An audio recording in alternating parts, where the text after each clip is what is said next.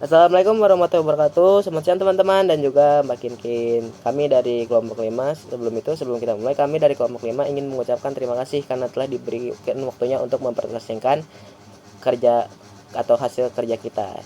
Ya. Kelompok 5 ini mengambil materi dari bab 6. Materi bab 6 itu adalah pendugaan parameter. Nah, di dalam kelompok 5 ini ada 3 anggota. Ya, salah satunya adalah saya sendiri, Muhammad Rizky Faturrahman, dan juga Saya Alto Funisa. Saya Rafif Ali Nur Hakim. Sebelum kami mulai masuk ke materi, ini adalah beberapa simbol yang akan sering muncul di statistika pada presentasi kali ini. Baik, untuk memulai, apa itu pendugaan parameter? Pendugaan parameter adalah cara peneliti menduga keseluruhan atau karakteristik populasi melalui karakteristik sampel atau sebagian populasi. Metode ini biasanya digunakan karena seringkali tidak mungkin untuk meneliti seluruh populasi karena satu dan lain hal. Oke, selanjutnya di pendugaan parameter ini terdapat metode. Metode itu apa sih? Metode itu adalah uh, sebuah metode gitu, kayak cara untuk menghitung atau mengolah data yang telah diambil nih. Nah, di dalam pendugaan parameter itu ada dua metode, guys, yaitu adalah pendugaan titik atau point estimation, memberikan satu nilai tunggal sebagai estimasi untuk parameter populasinya. Nah, contohnya itu rata-rata sampel untuk memperkirakan rata-rata populasi. Yang selanjutnya itu ada pendugaan interval atau interval estimation. Interval estimation itu apa tuh? Tentang nilai yang mungkin mengandung parameter populasi dengan tingkat kepercayaan tertentu. Contoh, interval kepercayaan 95% untuk rata-rata populasi. Terus dari tadi kayaknya nggak dengar tingkat kepercayaan, selang kepercayaan. Itu tuh apa sih? Nah, tingkat kepercayaan itu adalah persentase dugaan selang yang memenuhi parameter yang diduga bila dilakukan pengambilan sampel berulang. Nah, lalu kayak apa sih selang kepercayaan itu? Nah, selang kepercayaan itu adalah batas-batas nilai yang memenuhi pendugaan sesuai dengan tingkat-tingkat kepercayaan orang yang dibuat. Oke, selanjutnya itu ada tipe pendugaan. Yang pertama itu ada pendugaan rata-rata parameter populasi. Selanjutnya pendugaan parameter proporsi. Dan yang terakhir pendugaan parameter ragam atau varian.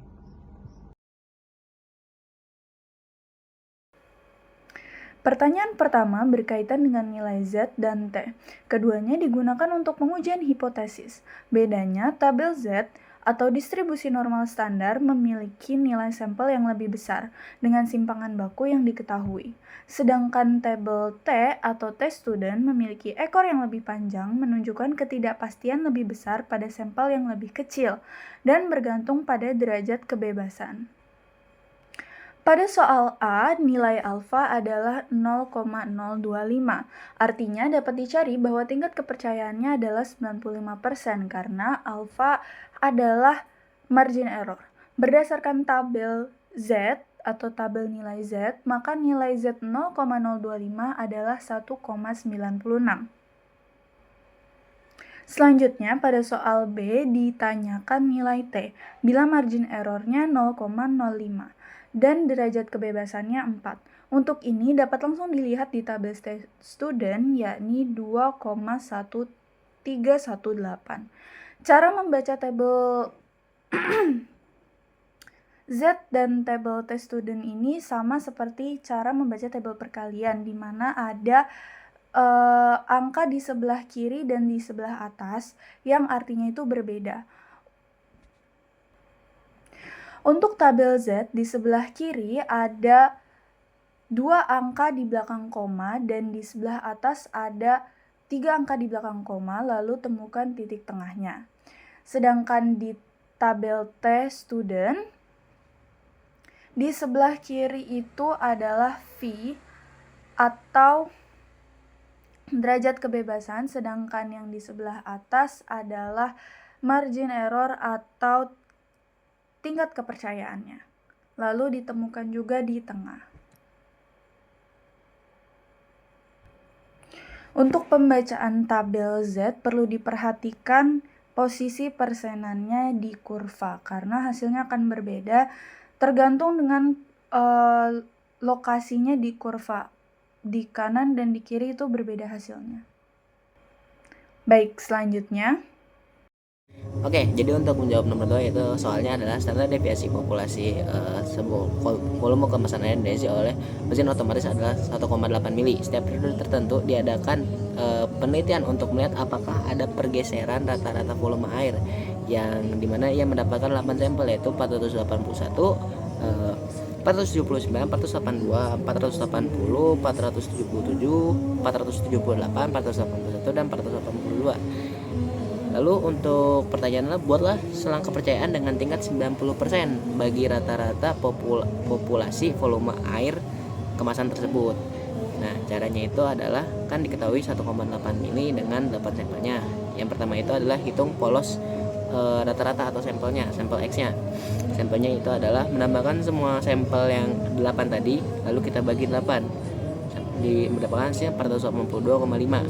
Nah, lalu kita hitung SE-nya atau standar errornya dengan 1,8 di per 2828 per 2208 sama dengan 0,636. Lalu kita hitung margin errornya atau ME-nya sama Z dikali SE yaitu 1,645 dikali 0,636 ya tadi sama dengan 1,047. Nah, untuk nilai Z tadi 1,645 sorry ya guys.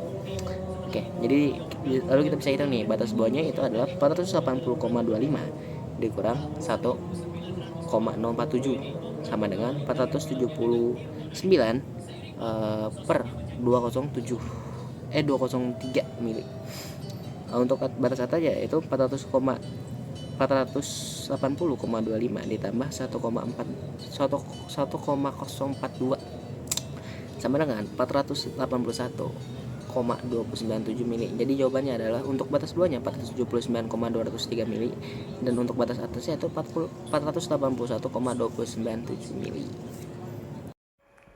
Selanjutnya di nomor 3 diketahui nilai N, X bar, dan standar deviasi atau simpangan baku.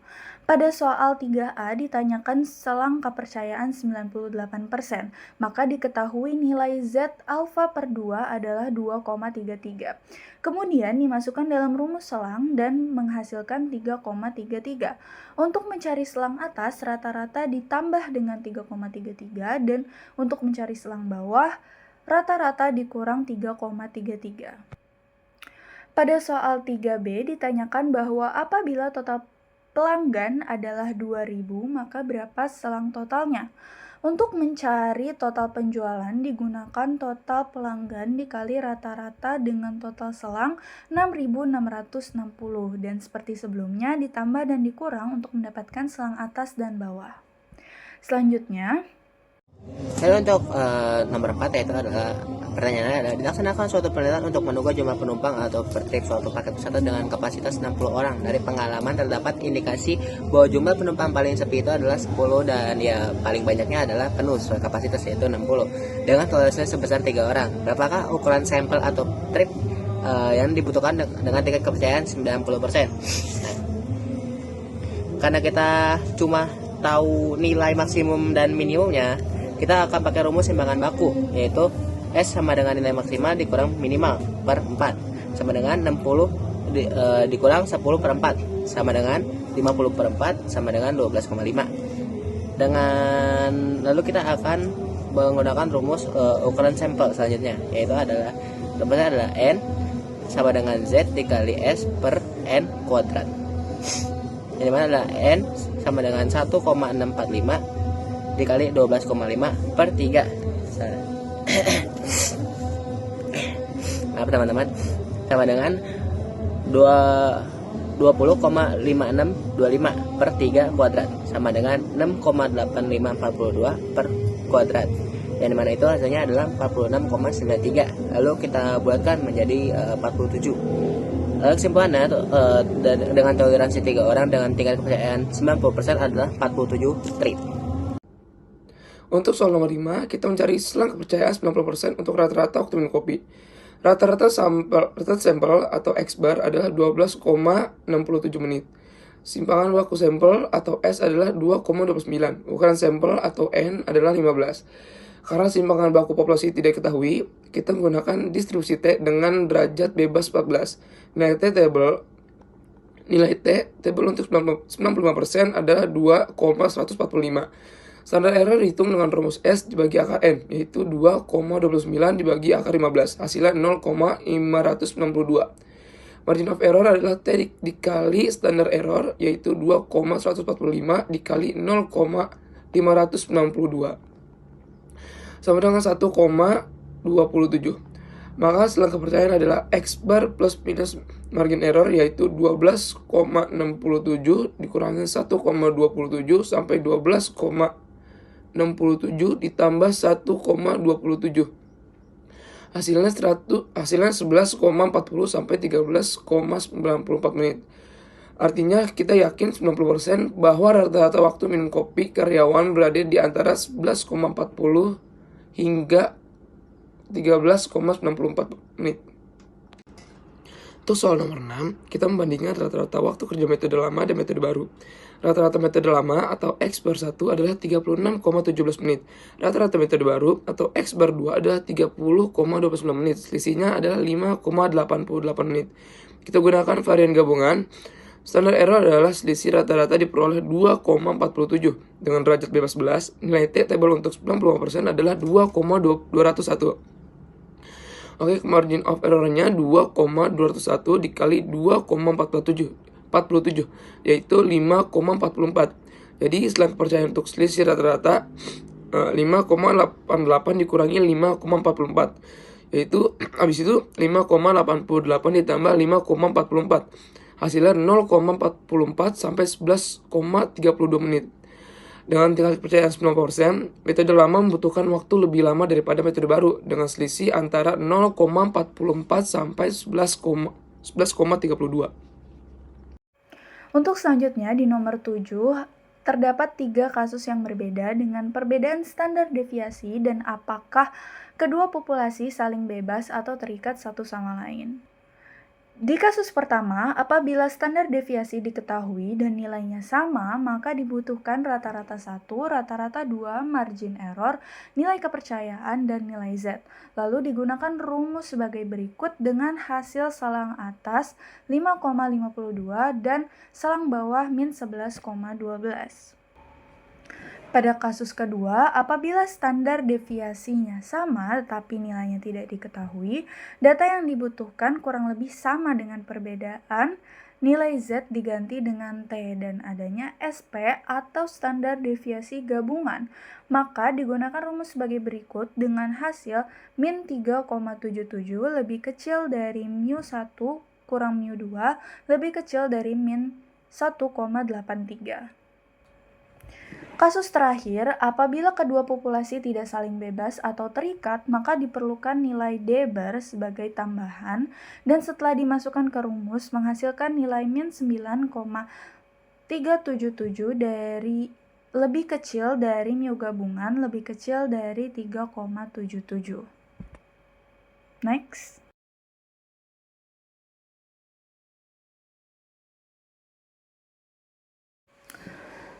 Baik. Soal selanjutnya nomor 8, diketahui nilai N banyak anggota sampel dan S kuadrat atau varian sampel, maka bisa dicari nilai V atau derajat bebas melalui N-1 dan alpha atau margin error dapat dicari melalui 1 dikurang tingkat kepercayaan atau 1 dikurang 0,95.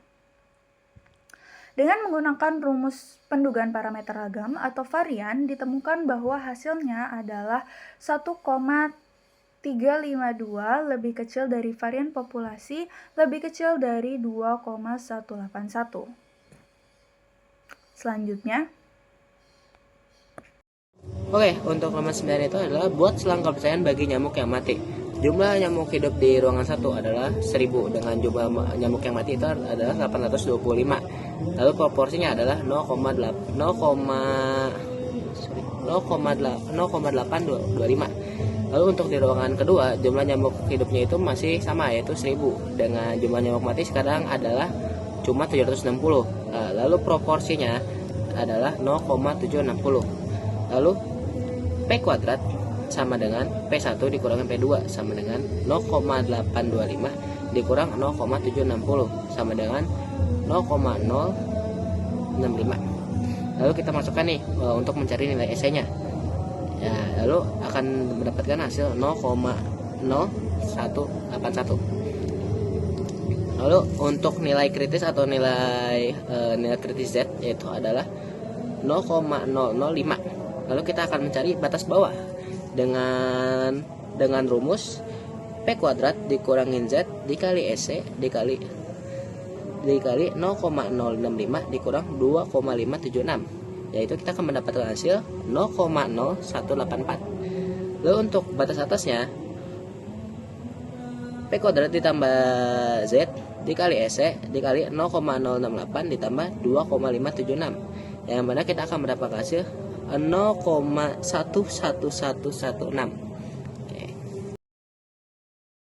Oke, untuk nomor 10 yaitu soalnya dulu adalah pemilik pakai rokok udang garam beranggapan ada 60% perokok yang merupakan penggemar rokok tersebut. Sebuah penelitian DKI mengambil sampel acak dari 1000 perokok, ternyata ada 550 orang yang merupakan pelanggan udang garam. Buatlah serangkap persen 95% bagi perokok yang menyukai udang garam di DKI. Yaitu caranya adalah proporsi sampelnya itu 550 dibagi 1000 per 1000 sama dengan 0,55. Untuk SE atau standar errornya kita hitung dulu dengan rumus sebagai berikut, yaitu kita akan mendapatkan hasilnya 0,0157. Oke, jadi untuk nilai Z-nya itu juga, untuk nilai Z adalah 1,96.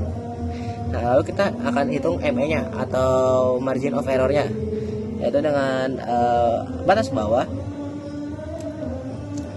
rumus P kuadrat dikurangi Z dikali SE sama dengan 0,55 dikurang 1,96 dikali 0,0157 yang tadi sama dengan 0,55. Gimana ya caranya buat lebih simpel ya, ini. Nah, itu adalah rumus proporsi sampel dikurangin MOE yang sama dengan 0,55 dikurang 0,308 sama dengan 0,5192. Lalu untuk selang atas atau batas atasnya adalah seperti tadi, P kuadrat ditambah Z dikali SE sama dengan 0,55 ditambah 1,96 dikali 0,0157 sama dengan 0,05 ditambah 0,308 sama dengan 0,5808. Nah, lalu untuk kesimpulannya dengan demikian, dengan selang kepercayaan 95% untuk perokok yang suka udang garam di DKI antara 0,5192 dan juga 0,58% yang suka udang garam. Oke, soal nomor 11, kita ingin menghitung ukuran sampel minimum untuk memperkirakan proporsi. Rumusnya adalah N sama dengan Z kuadrat dikali P kali 1 minus P dibagi E kuadrat. Di sini nilai Z untuk 95% adalah 1,96. Nilai P diasumsikan 0,5 dan nilai E atau batas kesalahan adalah 0,02. Maka N sama dengan 1,96 kuadrat dikali 0,5 dikali 0,5 dibagi 0,02 kuadrat. Hasilnya adalah 2401. Jadi ukuran sampel minimum yang dibutuhkan adalah 2401 orang. Oke, soal yang terakhir yaitu soal nomor 12. Kita membuat selang kepercayaan 90% untuk varian umur laki. Rata-rata sampel atau adalah 3 tahun. Varian sampel atau S kuadrat adalah 0,91. Rumus selang kepercayaan untuk varian adalah buka kurung N minus 1 dikali S kuadrat tutup kurung dibagi K kuadrat alfa per 2. Habis itu buka kurung N minus 1 kali S kuadrat tutup kurung dibagi K kuadrat 1 minus alfa per 2. Dengan N sama dengan 5, derajat bebas adalah 4. Nilai K kuadrat untuk 0,05 adalah 9,488 dan untuk 0,95 adalah 0,711. Maka selang kepercayaannya adalah 4 dikali 0,91 dibagi 9,488. Situ 4 dikali 0,91 dibagi 0,711. Hasilnya adalah 0,38 sampai 5,13. Artinya dengan tingkat kepercayaan 90%, varian umur laki berada di antara 0,38 sampai 5,13 tahun kuadrat. Baik, mungkin itu saja yang bisa kami sampaikan pada kesempatan kali ini. Terima kasih atas perhatiannya dan kesempatan yang telah diberikan. Apabila ada pertanyaan yang ingin ditanyakan, mungkin bisa ditulis di kolom komentar di bawah. Sekian dari kami. Wassalamualaikum warahmatullahi wabarakatuh.